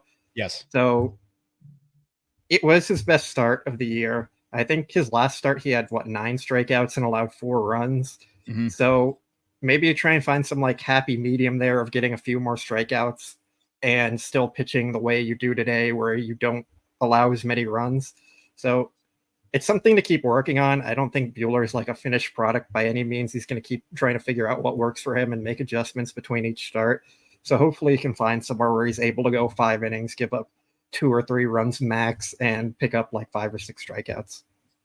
Dodgers pitching held the Padres to 0 for 10 with runners in the scoring position today. I thought it was only the Dodgers that don't hit with runners in scoring position. Man.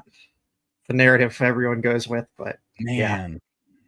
Yeah. And I love narratives, really, but it's again, credit to the game planning, credit to the pitching staff, coordinators, Mark Pryor, and the pitchers for execution.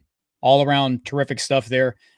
Luis Arias wasn't able to go crazy. You could see definitely like the caliber of hitter he is. And I think what was his batting average with runners in scoring position? Like 350 something or it was some ridiculous number. Has a fielder's choice to get an RBI in, and that's it. Other than that, there was no damage from him. Tatis gets a fastball up in the zone yesterday, hits a blast. Just a masterclass, man. Just a masterclass. Continue this stuff. Again, I never want to see people dunking on Mark Pryor. What are you guys doing? I don't want to ever see that again. We've seen Mark Pryor make diamonds out of some of these guys here. Just a masterclass against the Padres. Can I break your narrative here for a minute? No, I don't want it. No, not today. Well, let's just say we'll give a tip of the cap to Danny Lehman and Connor McGinnis for some of the bullpen stuff. Perfect. Works for me. Not breaking my narrative. That's adding on. I mean, what? Depending on like how much you want me to break your narrative, I'm not gonna. I'm just saying, tip of the cap to the other guys. Great. Not today, buddy. We can do a whole off-season thing about that. I'll be on vacation that day. GI question: how do you handle Yamamoto's scheduled start this weekend? Low stress, but purely just to keep him stretching out for the playoffs.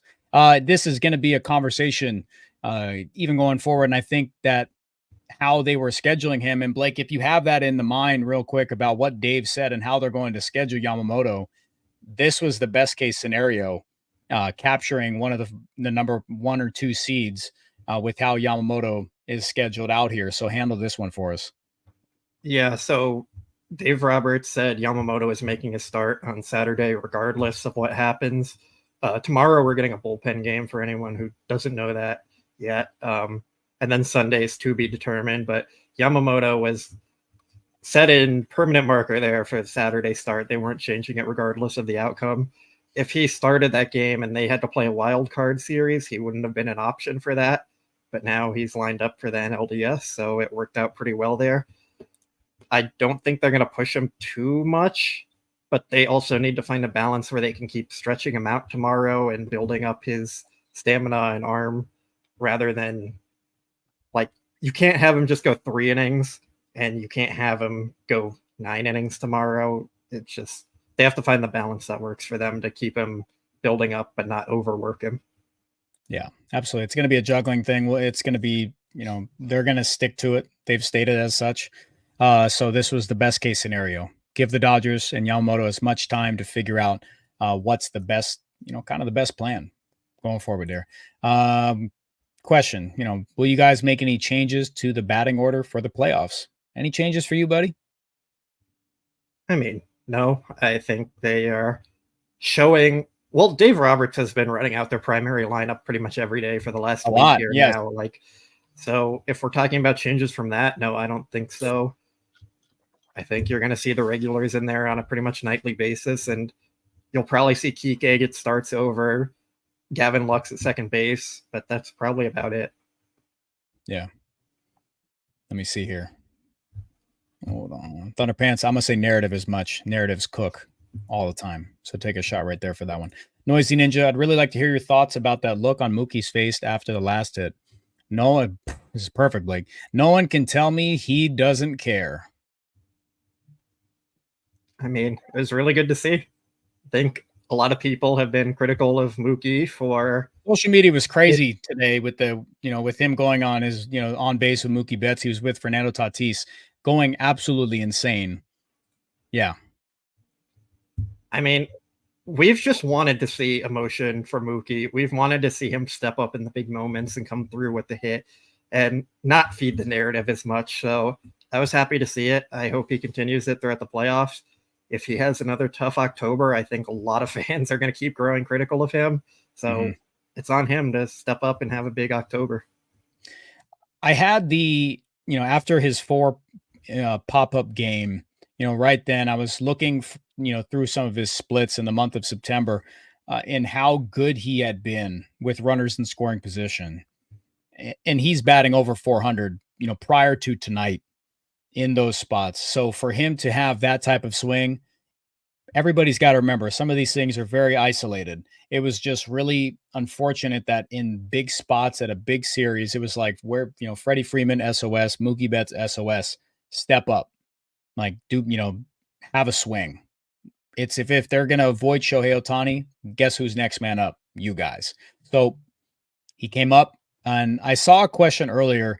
I think it was from, I think Bob Thompson. I think it was about, I started earlier. And then you're giggling here, Blake. So you got something. That was Matt's message. Okay. Yeah, he said, did you guys see Mookie Betts fix his approach today? I didn't necessarily see any mechanical stuff there, but what I did notice is he stayed on the same approach that he understood he was getting under a ton of stuff that was down in the zone. And it was great to see him, get a fastball high off Musgrove, bang a base hit. And then again, in the, when the moment called for it, he doesn't allow Tanner Scott to dig in there and really try to bury stuff. He jumps on fastball up in the zone, bangs it. And that's your ball game right there. And it was really good to see him make that, because for the aggressive, angry Mookie Betts, teams started to pick up on that. You started to see him really selling out for that first pitch. And it was like at bats were starting 0-1. So it was good to see him adjust to the pitching here and get good pitches to hit. It was great. So I did see that. I mean, I did take note of that he really did make pitchers pay in that aspect. Let's see. Man, you got a lot. All right. Eric Flores, is Buehler a one-trick pony, which means he's only good at big games? If that's all you're good at, this is no better time than in a walk year to be great at the big game spots. Yeah, if he's only good at big games, like, sign me up for that. He's the pitcher version of Kike Hernandez. Yeah, absolutely. Empire Jeff says, yeah, sometimes the best Mookie is an impatient Mookie. Seager like going, yes, absolutely. 100%. You'd see Seager sell out for down and in sliders all the time. And he wanted, sometimes the best pitch you're going to get is the first pitch, and you don't mind starting 0-1 as long as you're going to get that, something right in the heart of the dish. So it doesn't really matter. There we go. Put one up for me, Blake. Oh, I got a super chat. Cool. Laura, I don't appreciate Mookie making light of the triple play. I'll be honest, I didn't watch the full thing. I tuned in for like 5 minutes. I was busy at the moment. She says, making light of the triple play on his podcast. It is bull. And you know what? It's his podcast. I mean, I can't really say anything about it. It is what it is. For me, like that specifically, there's not much you can do about it at this point. You can't do anything about it at this point. Like, there's no reason about being mad about it anymore. They came back and won the next game. They had another game to play tonight, which they ended up winning. Like, I guess in the words of Mookie, it is what it is. And I kind of agree with that sentiment there. Yeah, for sure.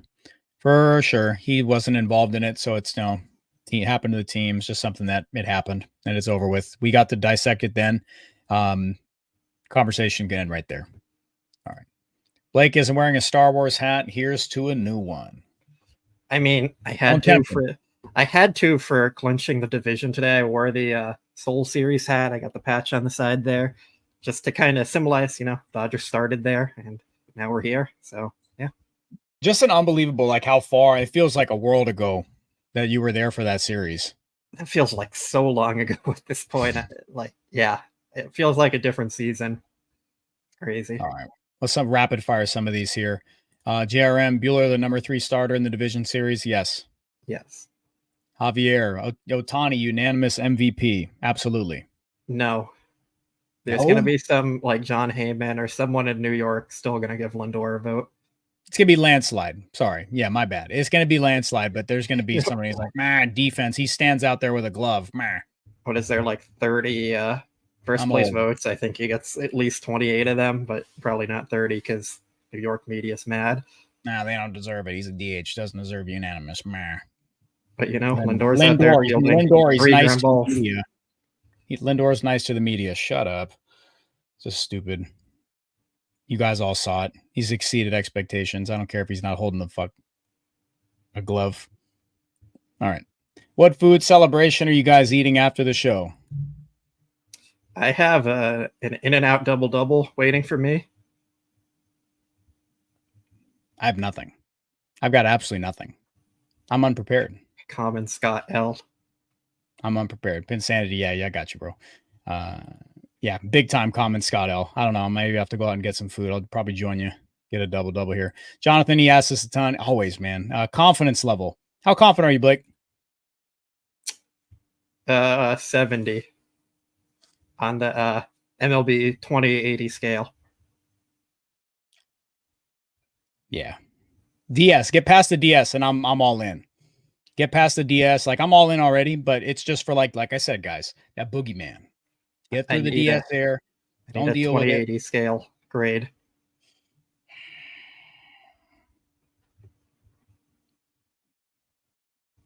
$65. Bumps to a 70 when they get by the DS. Then I'll join you. I need to see them get through the DS there. Have to. I think that's reasonable. It's not that I don't believe in them. I just, for the sake of that, it's been the DS 2 years in a row. I got to see them get by it. And then from there, I think that's when you'll just see it roll. For sure. For sure. It is animal style, to confirm. No pickles, no tomato. The best way. Yeah. Dwayner Sanchez. What's up, dude? As always, thanks for being here. Keeping Dwayner Sanchez hype alive. Blake, who are your 13 Division Series pitchers? Yeah, this one. If you have to pull it up, if you already prepared, I respect it. I'm prepared here. Right. We're going Yamamoto, Flaherty, Buehler, Knack. Then we have to go with the relievers. So now it gets a little more tough. We got Flaherty. We got Phillips, Vesia, Banda. We're gonna throw Trinan, of course. So what am I at? Am I at 9 now? Brazier 10, Edgardo 11. Who am I missing? Who have I not named? Somebody will have it. I haven't named Hudson. I don't think he makes Kopech? it. I think I named Kopech, didn't I? You named Wasn't Kopech? he the first reliever I named? You're all over the board. Somebody said you said Flaherty twice. Howie Land said my head's spinning. I need to write this down or something. Let me type this in the chat. Let's go back to this one while I do this. Blake, not Blake. Matt, you're so bored. Mariachi Joe, you're so bored. I mean, maybe. He's going to make it, but you're so bored. Nobody bring up Danny Duffy. I got flamed for bringing up Danny Duffy. It's got to die. It's got to die. JRM, I hear you, man, but it's got to die. I got flack for it. It's got to go. Shout out to the 4,200 in here across all social media. Thanks for, celebrate. I hope by this time you've had a drink. You've had some post-game food here. You're enjoying. I'm going to go back and watch the celebration because I like that stuff. This is a big moment for all these players. I know a lot of these guys are like, it's business as usual. You treat it, but you never know when a lot of these guys are going to be back to these spots there. And I know they have a bigger goal, but they've got some time. Let them celebrate here. Chat asks Scott, ask Scotty if he's posted his NL West champs graphic. Blake made me a special Dodgers National League West champs graphic, and I'm going to toss it up. I'll tweet it out right now. If Matt'll retweet it from the account. Isn't there a way where we can throw it up in here, actually? If you can. He said post it. Oh, man. You guys got to promise you'll retweet this and get it out to the masses, or I don't get flame for it, but I probably will.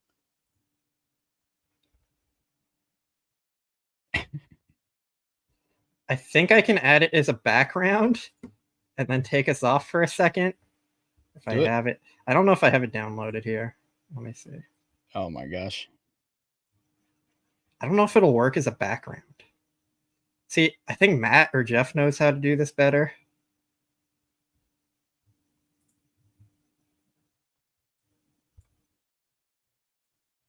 All right. I just tweeted out. I don't care. I'm not waiting. It's going to take too long. People are going to leave. Trying to upload it. Nope. Just tweeted it. Just retweet me. Don't want to wait for you. All right. Eric, is a nine man a statue with one out and first and second late? Here we go. I'm confused. Matt joined. Give us a second, guys. Matt is going to join. 9-man a statue with one out, first and second late. I'm not sure what the question is. I don't know. I don't know. Eric, explain. Explain. I'm in shambles. I'm frozen. I'm in shambles. To avoid a double play. Are you talking about the first game? Like, if you're talking about like the first, like Tuesday's game, I don't want to rehash that. I really don't, but I will for your thing. If that's what you're talking about, just say yes. But other than that, I'm going to put up another question. I'll come back to it. Let me pull it. I want to see this. Can we pull us off screen? Yeah, if it works. Here. Put it up. We'll be back.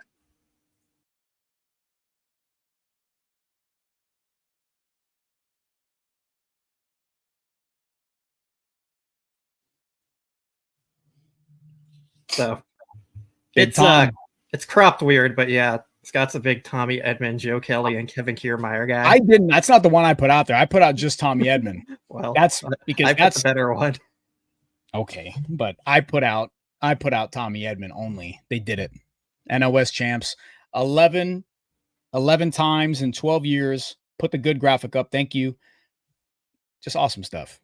Season took off when Tommy Edman joined the club. Show Tommy Tanks. Wait, this might work. What are you doing? There it is. Keep it there. Yeah. Tommy Edman, man. Tommy Edman. They did it. NOS champs. I love it. Love it. I love it. I still got to figure. Okay, I'm kind of stuck on this 13-man pitching staff thing with the injuries now. You guys might have broke Blake. He's short circuiting. I mean, it's probably going to end up being Hudson and Kelly on there without Graterol and Honeywell as options. Oh my goodness. Yeah. All right, guys, keep hammering questions here. We won't hop off until we're done. So keep doing that. We'll get back to them. Do you care what they do in Colorado? Just stay healthy? Just stay healthy. That's all I care Just stay about. Healthy. Yeah. It was the biggest worry was having to go into Colorado and play meaningful games here. That's just something I did not want to do. Like have to win in Colorado and exert some of these guys here. People saying a 13th pitcher is decoy. Okay, I have the 13 now, and the last two I'm not happy about. Achi time. Blake Williams, everybody, take it away. Jack Flaherty, Yoshinobu Yamamoto, Walker Buehler, Landon Knack. There's your four starter multi-inning guys. Then you got Kopech, Trinan, Phillips, Brazier, Vesia, Bonda, Enriquez, Hudson, and Mariachi Joe. 13. There he is. He has done it. And we will see you tomorrow night. Yeah. I don't love Hudson and Kelly being on there, but they're not going to put Kasparius over one of them. And Graterol and Honeywell are both out for the DS at minimum. Do you like Kasparius? You like what Kasparius brings? I really enjoy him. Like he's a stuff plus. He's a joy to have stuff plus for. I would put him in the bullpen if it was my choice, but I don't think the Dodgers are gonna. Yeah. And Eric puts us back up, and he wants to know no Tony Gonsolin. And you've got some good thoughts on this here. Yeah, people are saying no Tony Gonsolin. So go along that. Like, why not Tony Gonsolin here? What's your main concern with it? And I think it's fairly easy to understand. Yeah, he hasn't pitched in the regular season, and he's not going to pitch in the regular season. They're keeping him to do another, I think it was bullpen session or face live hitters or something. Robert said, I forget the exact one, but yeah, he's not going to pitch in the regular season, and that's concerning. I don't think you want to bring a guy back where their first outing is a big postseason spot. So I just don't really see it happening. I wouldn't totally rule it out. I just don't think it's likely when Joe Kelly and Daniel Hudson have been pitching for the team all year, pretty much. Yeah. Sam Kim says, Dan, Tony Gonsolin doesn't have swing and miss stuff. We just haven't seen him. We just haven't seen him at all. At all. All right. David says, any chance Freeman doesn't play in the first round? I think he plays. I think he's going to be in there kind of, barring anything, extra, like catastrophically bad with his ankle. If he can play, he's going to play. I would say there's a slight chance. I wouldn't rule out that there's no guarantee he's not going to play, but Yeah, I think he's going to play. I think he'll tough it out regardless, but you know how the Dodgers are with injuries and their initial reports of optimistic, hopeful, all that stuff. Yeah, absolutely. All right, let's see here. Noisy Ninja says, "Is a dress up day tomorrow? I want to see some costumes." Should be. I think they always do it on their last road trip? trip of the year, and that would be this. So, yeah. Yeah. We'll see. Big says, "Opinion. This team is going to need to slug their way to a World Series." The opinion segment hasn't started yet. That'd be a heck of a segment. That'd be a crazy. Yeah. What two better people to have on for the opinion segment? Is that new? Did you soft launch that? Because I didn't get the memo. I mean, that didn't hit my corporate email. Maybe we can try it out for our Sunday live show right before. Throughout the opinion segment. Just read off opinions and rate them, react to them. I think that might be fun. I promoted that to you a long time ago. Like at the beginning of the year when we were talking about starting these up, I was like, I'm going to go on Twitter. I'm going to find like 2 or 3 of the most ridiculous opinions or like takes and then talk about them. And yeah, man, that'd be spicy. Yeah. NS's opinion segment would be spicy, but we kind of do that. We kind of just let it fly. Like we generally say it exactly how we're thinking it.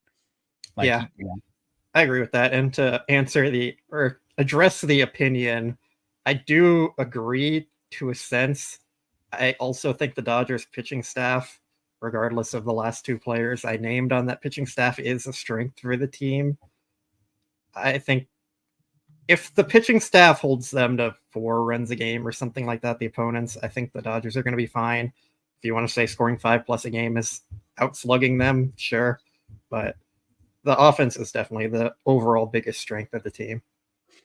Yeah, and again, I think every single time somebody's asked me about my postseason prediction and stuff along the way, it's just the 2 units have to complement each other with this team really well, because the pitching at all times, like Flaherty, he hasn't been hurt, but he's had stuff with his back there, and if he's the only guy who's been healthy this year, with the 2 Yamamoto coming back, it's going to get opinions. He's just tossed that up as I'm going with. The starting pitching has been tough. It's been a rough run this year, but they've maintained the course, gone with it. I just need to see the offense put up enough to allow them to stay in the game so they don't have to be perfect, so they can pound the zone. They can pitch. They can go out and pitch instead of having to think about being perfect. And, Walker Buehler is going to need that. You can't expect every single thing. Like Blake said, with a soft tossing guy who just works on, missing a barrel, the pitcher in that sense won't be providing the velocity there, the exit velo. With Walker Buehler, he's a velocity guy. Like he can still touch what's his max this year? You've seen 97. He's ramped it up this year. So It's like a guy like that, he's going to provide the power. And if you connect on it and you're still pitching for contact, that's when you could see some regression there. You could see some bad results. So you just need to allow these guys to pitch. So I need to see the offense. You need to see these runners in scoring position woes not continue. It's going to be tough in the postseason because all these teams have scouting reports, stuff they haven't showed. There's a lot of gamesmanship that goes on there during the regular season that they don't show things in the postseason. There's trends you'll see that'll completely flip in the postseason, and you'll never expect it. So it's going to be, that's why it's always tough. It's why it's tough to hit in October. And that's why elite postseason hitters like Corey Seager just do their thing. You like that, Blake? Yeah, good opinion. What do you got? TQT said he fell asleep. What I miss? A lot, TQT. Join us on the VOD. Leave all your comments live. I'll read them. Depends when you actually fell asleep. Was it before we started or were you here at the beginning? It's been a while. I don't remember at this point. He's got a lot of catching up to do. So, a lot. Chris says, opinion, most important regular season series of the Dodgers since 2018. You think so? Yeah, I said that in our chat today. It kind of sparked some debate in there. And I believe it. I think with it was 4 games left in the season now. They're still fighting for the division. If the Padres won all 3 games, they would have left in first place. So the Dodgers had to win at least one in the series. Yeah, I think it had a lot of importance to it. I have to go back to, was it 2021 when the Giants won? Giants won the division, correct? Yeah. Yes, they finished second. They won 106 games and they finished second. Crazy. The most outlier year. All those San Francisco veteran Giants sold their soul for a send-off career year and then called it quits and then lost in the DS. Never forget. Awesome year. I think there might have been some series in there, but like outside of that, yeah, like there were two. Like at this point of the year, this was the biggest one for sure. This is one that it was like you circle it, you start everything aside from the Arizona Diamondback series. This one for sure, because all the talk about the Padres made decisions at the deadline that it was like complete moves. Like I call them cherry on top type of trades. You giving up pieces for bullpen guys is a really difficult thing because it can blow up in your face years down the road. But those bullpen guys the Padres brought in have been terrific. But you saw tonight, like Tanner Scott, Hoeing, like you see how given the sample size and familiarity and seeing some of these relievers multiple times in a short series, you can see some stuff blow up in your face. And veteran hitters, Dodgers have it. They'll make you work. They're not going to chase as much. And if they do, it's because you just got so much spin. But it's very tough to throw the same arms multiple times in a series. So you saw a night like tonight. It was must-see TV for me. It was must-see TV. Last night was a must-win. They took care of business there. And tonight was the pressure was on after you get down, and they battle back again. So I think I agree. I don't know about. I'd have to look back at another series, but definitely back to 2021, most impactful series for sure. Like not even close. Not even close.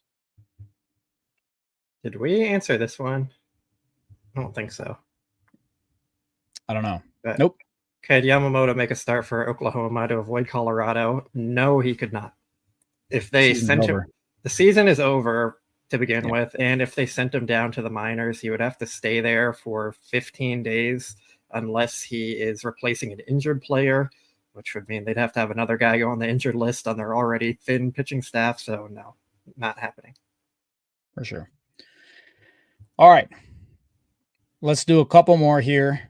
Unless, like it always happens at the back end of our shows, everybody always starts flooding. People start flooding super chats and keep us on here.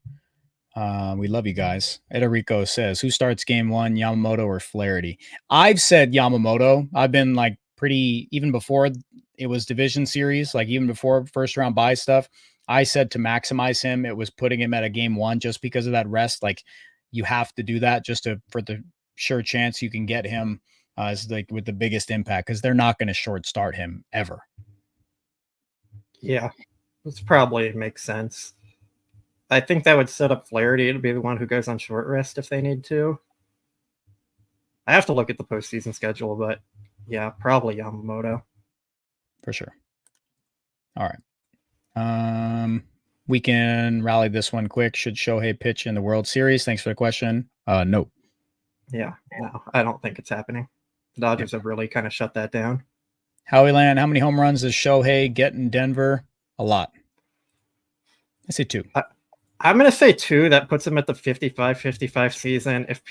I want him to get 4 because if people didn't see, I tweeted about it earlier. Heinz Ketchup is doing a promotion where if Ohtani gets a 57-57 season, they're going to give out free ketchup for life to 57 people and make Show Heinz ketchup bottles. So yeah, root for that.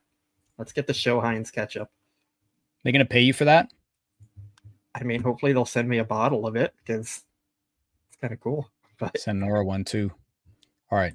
I just want to toss this up here. I love all you guys, but Blake, you are truly a great, nice guy. Blake, you're the GOAT, man. But you need to stop holding hostage the Hello Kitty thing for Nora. If it keeps happening again, I'm gonna drive over there, and it won't be to get the Hello Kitty thing. You're gonna find a nice round of 4 rounds of pop tires. Thoughts? I'm just saying. After our last live show, we did it earlier, so we could have some time at night. And I said, "Hey Scott, why don't you come out and go golfing with us while we go, or grab some food, come hang out." And I can give you the bobbleheads we have for you and the shirt and the Hello Kitty. And you said, nah, I'm good. So I said I'm just saying, this is on Scott here. Yep, it's on me for sure. Yep, absolutely on me. But absolutely, Joseph Lackey. Yeah, Blake's a great guy. He says he's so happy tonight. Believes the Padres are the second best team in baseball. Great win. Thank you guys so much. Yeah, Padres are a terrific ball club. Depending on how you view other teams and their rosters and how they project, I would say the Phillies are still a great team. They still have guys who have done it in the postseason. You still have the New York Yankees. Teams around the league. I would definitely say the National League tips the scales there a little bit more, but they're still talented teams around for sure. But the Padres, to have those three units there, they've got a lineup, they've got starters, they've got that bullpen pedigree. So for sure. Was this a statement? This was a statement series. Like you're saying, this was a statement series. I think for sure, no doubt. They won the division on that. But I think with the way the Padres came in here, they handled each phase. They took care of, they held the stars for the Padres, really at bay there. They took care of some of the best. They made at least the starting pitchers for the Padres work a bit. They didn't do crazy damage, but then they ended up getting to the bullpen. So, and it could have been a totally different story in game one. So I think for the strength of the Padres and that bullpen there, they did what the Dodgers do. And then we've seen them do for years is wear down a bullpen and exploit them. Yeah, for sure. But perfect. Real quick. Can we address this one, Scott? Nope. Can we, nope. Who's the one who didn't let me say narrative? Doesn't fit my narrative today. I don't know, man. Maybe you should throw a lemonade stand again. That was a great lemonade stand. We'll do another one. It's going to be hot this week again. Southern California is going to be scorcher. Yep. So Scott is like a 30-minute drive away from me. And the last 2 times he's thrown a lemonade stand, I have driven out there to get lemonade. Great friend. So yeah, Scott can make the trip down here one day. Great friend. And I've got that piece of memorabilia around here. When we move rooms, I still have it. I think it's not up yet, but I got to find a place on the wall. I'm going to go like right up. I can't do it. There we go. Like right there. Yeah. Blake's a dog, man. For sure a dog. 2 more drinks. Thunderpants. 2 more drinks. All right. Let's do a few more. Call it a night. There's a big celebration. More. There's 2 fun ones and 1 real one. Okay. GI says, are we in favor of MLB reseeding the playoffs after the wild card round? I am always in favor of reseeding. I think the lowest seed should always play the top seed. Mm-hmm. So I think it makes a lot of sense. Yeah. Cool. But this one, the lemonade stand was also Nora's. I just call it Scott's lemonade stand to troll him. So. It's Nora's lemonade. I'm gonna tell you said that. Aaron says, Blake, how cold is that in and out right now? I got it around 4:30, so probably pretty cold. Ew. It's better be put away. It's in the fridge. It's not just sitting out. But I'll heat it up and it'll be fine. Cool. Okay, so this one, I might get Panda tomorrow for their last home win because they probably won't do it again next year. But the real reason I have this marked is because Matt said nothing beats Panda Express orange chicken, and he kind of got roasted on Twitter for that take, including from me. I said it was one of the top 3 worst takes of all time. So can we let Matt know that, no, it is not the best thing? It is not the best thing. Thank you. It is for sure not the best thing. I don't really eat fast food, but it's not the best thing. Matt, man. Matt's upset because he didn't get to watch Bad Boys. He got it on Blu-ray. Didn't he get it on Blu-ray? No, I think he got it on normal DVD. He's that's crazy. That's our boomer. That's insane. Like who does that? Why do you need that? Why do you yeah, Fernie, we're still on, man. It's a crazy night. Big night. Awesome stuff. Yeah, who has those? It says it was in the context of the article saying another Chinese food place was a threat to Panda Express. Come on, man. You felt something, your heart, you get pressed over another place infringing on your Panda Express? That's crazy. I respect that. There's probably like 5 places within 20 minutes of me that have better orange chicken than Panda. So he said he got pressed. He pulled over. Not a chance. I can't stand for this. Oh my God. All righty. He also said his DVD was 4K. I'm not sure we can buy into that. He's not on here to defend it.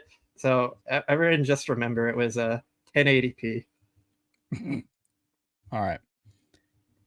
Cool. I think we're chilling. I think we're good. Guys, over 4,200 in here for quite a long time. We appreciate you. We could do a quick rundown. Dodgers win 7-2. They break through here against a Padres bullpen that has been arguably one of the top 3 units post trade deadline, and for most of the year they've been a top 5 bullpen unit.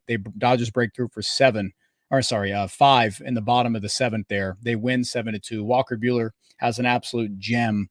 Dodgers hold the Padres offense at bay. Just terrific stuff all around. They win their 11th division in 12 years. Masterclass of regular season stuff. They continue this trend and this run and of organizational, stability, which is hard to find around Major League Baseball. Blake, last thoughts here. I want to give you your moment. I usually just run us off, but give it to us here. Man, anything here, huh? Yeah. We're going to go with Dodgers winning the World Series this year. I'm going to keep speaking it into existence. Look at this. All right. Well, we appreciate you guys. As always, do us a favor. Like, subscribe, ring the notification bell. Blake and I greatly appreciate all of you. Thank you so much for the super chats tonight. There were a ton of them. As always, thank you for the questions, the opinion segment. We'll see you next time. As always, my name is Scott Geirman, senior writer, Dodger Blue. This is Blake Williams, managing editor. One of the hardest working guys I know. We appreciate you. As always, like, subscribe. We'll see you soon. Go Dodgers.